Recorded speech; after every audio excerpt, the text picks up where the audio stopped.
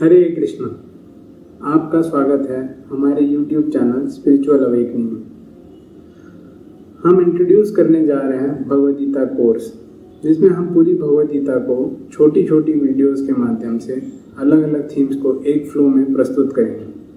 आज का टॉपिक है brief introduction of Bhagavad Gita. Bhagavad Gita पूरे विश्व में प्रसिद्ध है, पढ़ी जाती है। भगवद गीता को मैनुअल्स फॉर ह्यूमैनिटी भी कहा जाता है। भगवद गीता से हमें हमारे जीवन से संबंधित हर प्रश्न का उत्तर प्राप्त होता है। भगवद गीता को अपौरुषेय भी कहा जाता है, यानी कि इसमें किसी प्रकार की कोई गलती नहीं। जो शिक्षा आज से 5000 साल पहले थी वो आज भी है। भगवद गीता महाभारत का एक एपिसोड है। महाभारत एक युद्ध है जो कि एक ही परिवार में लड़ा गया था, लेकिन इसमें पूरा विश्व शामिल हो गया था। यह एक प्रकार का वर्ल्ड वॉर था, बल्कि वर्ल्ड वॉर से ज़्यादा। लगभग 40 लाख से अधिक योद्धा इसमें शामिल हुए थे। 11 अक्षौहिणी सेना कौरवों की और 8 अक्षौहिणी सेना पांडवों की। भगवद गीता को गीतोपनिषद के नाम से भी जाना जाता है।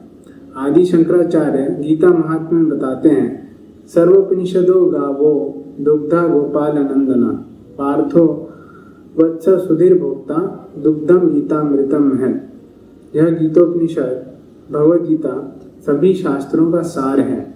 यहाँ सारे शास्त्र एक गाय के समान हैं।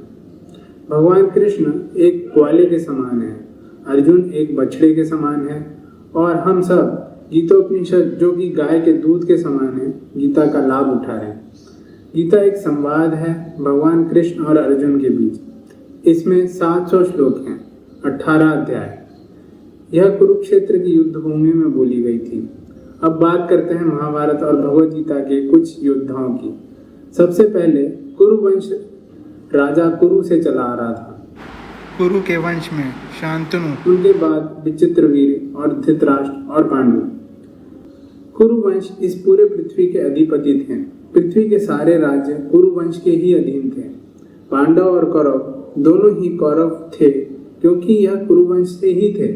लेकिन धृतराष्ट्र पांडु के पुत्रों को कुरुवंश से अलग करना चाह रहे थे। इसी वजह से वह अपने पुत्रों को ही कौरव बुलाते थे और पांडु के पुत्रों को पांडव। धृतराष्ट्र के पुत्र स्पेशली दुर्योधन पांडवों से द्वेष करता था, और उनके अंधे पिता धृतराष्ट्र भी अपने पुत्रों को कुरु साम्राज्य का उत्तराधिकारी बनाना चाहते थे। पांडु के पुत्रों को वास्तविक उत्तराधिकार प्राप्त होना था, क्योंकि पांडु ही की असमय मृत्यु हो गई थी और उनके पुत्र बहुत छोटे थे।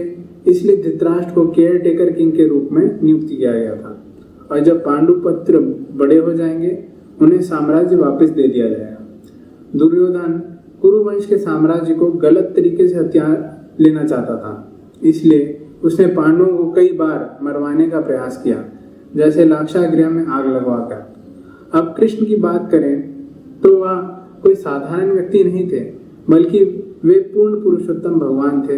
वह अवतार थे। अवतार का अर्थ है भगवान जो किसी विशेष कार्य हेतु आध्यात्मिक जगत से भौतिक जगत आते हैं। वे एक प्रिंस या युवराज की भूमिका निभा रहे थे। उन्होंने देवकी वसुदेव को अपने माता पिता के रूप में स्वीकार किया था। उनके अवतार लेने का एक कारण था कि धर्म की स्थापना की जाए। भगवान कृष्ण नहीं चाहते थे कि यह महाभारत युद्ध हो। वे एक शांति दूत बनकर कौरवों के पास एक शांति प्रस्ताव लेकर गए।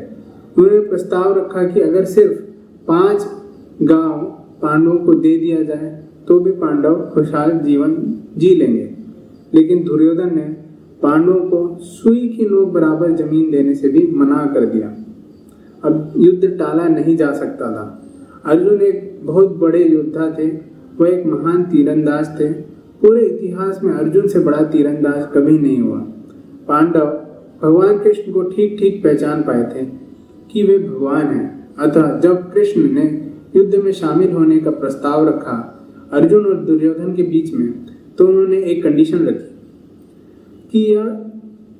कि एक तरफ वे स्वयं हेल्पर और एडवाइजर के रूप में रहेंगे और दूसरी तरफ नारायणी सेना होगी।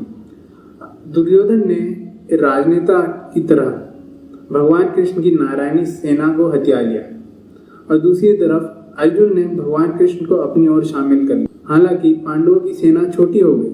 कौरवों की सेना के मुकाबले।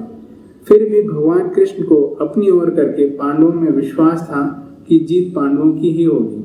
अब सीन सेट हो गया है युद्ध के लिए। दोनों ओर सेनाएं सम्मिलित हो गई हैं कुरुक्षेत्र की पवित्र भूमि में युद्ध करने के लिए। इस वीडियो में इतना ही। हमारा चैनल सब्सक्राइब करिए भगवत गीता के पूरे सीरीज को कंप्लीट करने के लिए। आपका बहुत बहुत धन्यवाद। हरे कृष्णा।